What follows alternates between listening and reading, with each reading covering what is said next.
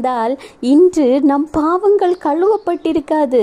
நம் வாழ்க்கையில் நிம்மதி, சந்தோஷம் கிடைத்திருக்கிறது. நாம் எப்படி வாழணும் என்ற வழிமுறையை கூட நாம் அறியாது திக்கற்றவர்களாக நின்று கொண்டிருப்போம். ஆனால் ஆண்டவராகிய இயேசு கிறிஸ்து உங்களுக்காக தன்னை முழுவதும் தாழ்த்தி தன்னுடைய இடத்தை விட்டு இறங்கி உங்களுக்காகத்தான் சிலுவையில் மரித்தார்.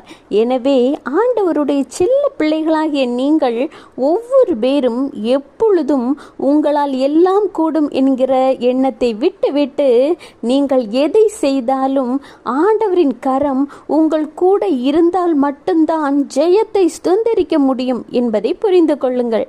உங்களை ஆண்டவர் நேசிக்கிறனால மட்டும்தான் இந்த நேரம் உங்களோடு பேசிக்கொண்டிருக்கிறார்.